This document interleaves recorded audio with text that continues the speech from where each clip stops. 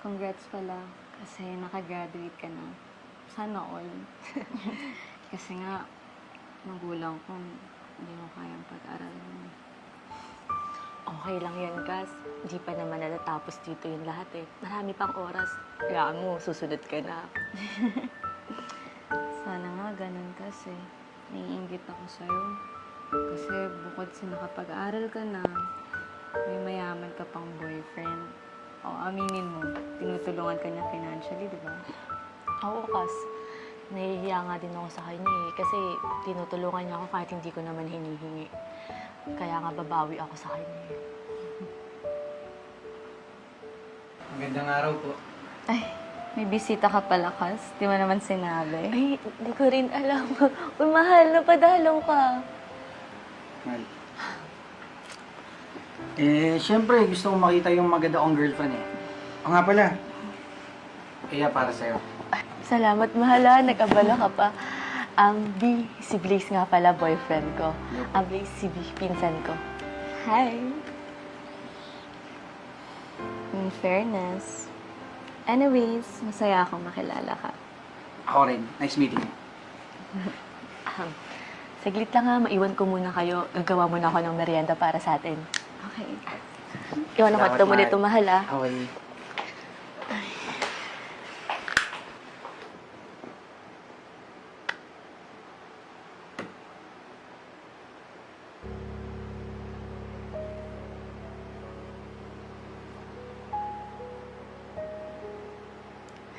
Sure ka na ba sa cousin ko? Ha? Well, for me lang ha. Concern lang kasi ako sa'yo. May sinabi kasi sa akin si Iya na Na?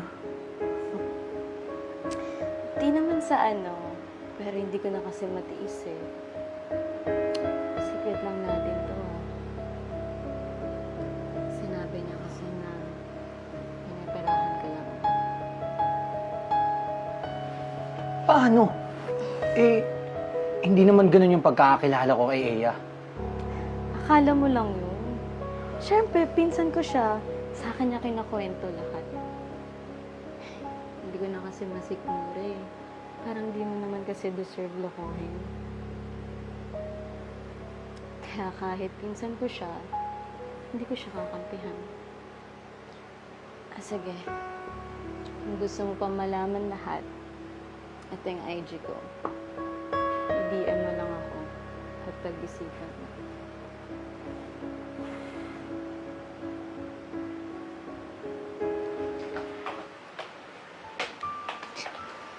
Ano, Kas? Approve ba? Yes, Kas. Kung saan ka masaya. Sige na pala, Kas. Aalis na ako. Mag-enjoy na lang kayo. Ha? Bakit? Naghanda pa naman ako ng merienda para sa atin, oh. Ano ka ba, Kas? Quality time niyo yan. Kaya out na ako dyan. Sige na, alis na ako.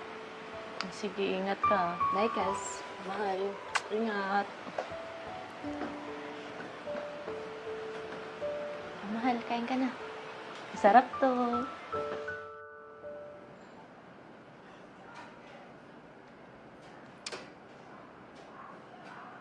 Hoy, anong miningiti-ngiti mo dyan? Buti ka pa masaya. Bakit? Anong problema? Ito kasing si Blaze eh. Simula nung pumunta sa bahay, hindi na nagparamdam. Ewan ko, wala naman akong ginagawang masama. Bakit bigla na lang hindi nagparamdam sa akin?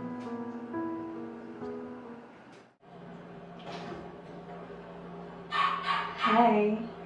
Sorry kung dito yung meeting place natin, ha. Alam mo naman, bawal sa bahay. Makasabalutan ako ni Pinsan. Wala nang pakialam sa pinsan mo. Kung papipiliin man ako sa inyong dalawa, alam kong ikaw na yun. Alam ko kasing hindi mo ako peperahan. You're right. Alam mo, magsaya na lang tayo ngayon. Gamitin natin to. Very effective at pampagana. Teka, safe ba to?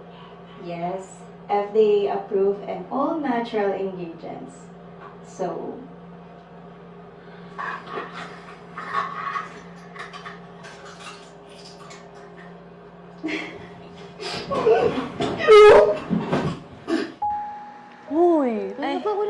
magsalita Ay, dito.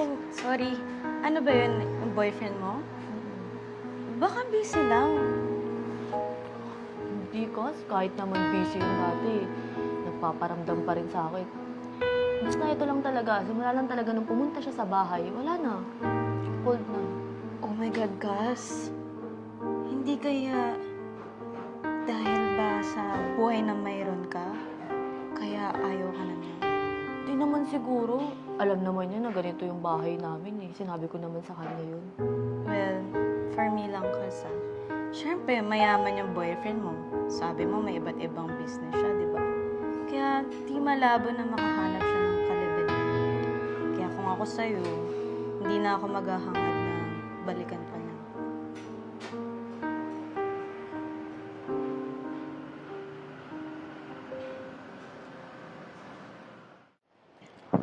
Ano ba yan? Tagal naman ng order ko. Saan na kaya si Kuyang Rider? Ano naman ang order ko? Nasaan na si Kuyang Rider?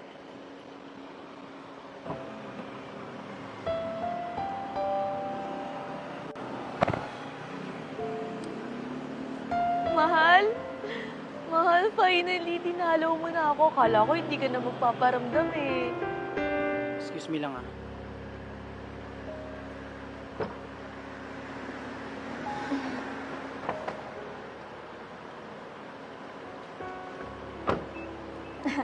Oh, hi, Gus! Ay, babe, thank you pala sa mga pinamili mo sa akin. Grabe talaga. Sobrang swerte ko sa'yo. Siyempre naman babe, ikaw lang naman yung babaeng hindi nagparamdam sa akin na pera lang yung habol. Gus, Blaze, ano ibig sabihin nito? Bakit kayo magkasamang dalawa? Tsaka, bakit babe yung tawagan nyo? Ay, hindi ka pala updated, Gus, no? Well, nilagawan lang naman ako ng ex mo. Ex mo naman na, di ba? Kaya sinagot ko. Ex? Sinagot? Kasi alam mo naman wala kaming proper breakup niyan, di ba? At ikaw, Blaze, bigla-bigla ka na lang maglalaho.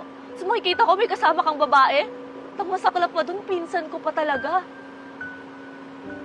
Pwede ba Eya? Hindi pa ba obvious? Hindi na kita gusto. Ganun na lang yun? Hindi mo na agad ako gusto? Ano bang nagawa ko sa'yo, ha? Maayos naman tayo, mahal, di ba? Mahal naman natin yung isa't isa. Mahal? Mahal ba yung pinaperahan? Ang alam ko lang, kaya mo ako mahal dahil may pera ako. Pero sorry na lang ha, hindi na ako magpapauto sa'yo. Wow! Ako pa yung namemera ngayon?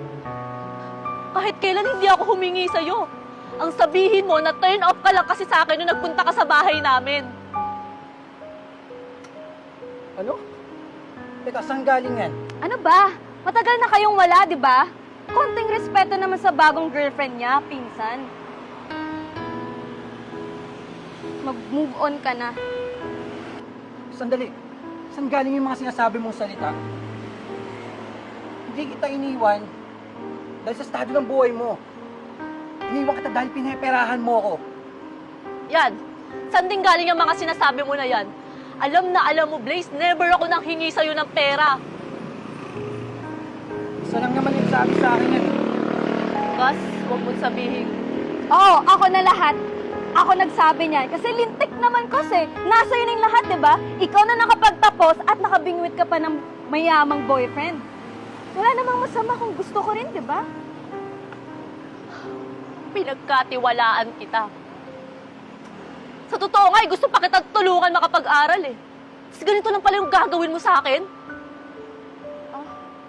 Kasi hindi ko alam. At ikaw, pinagkatiwalaan din kita. Kaya nga ayoko sa inyong mga mayayaman eh. Kasi hindi ko kayo kalibel. Pero anong sabi mo? Okay lang, di ba? Tapos ganito yung gagawin mo sa akin ngayon?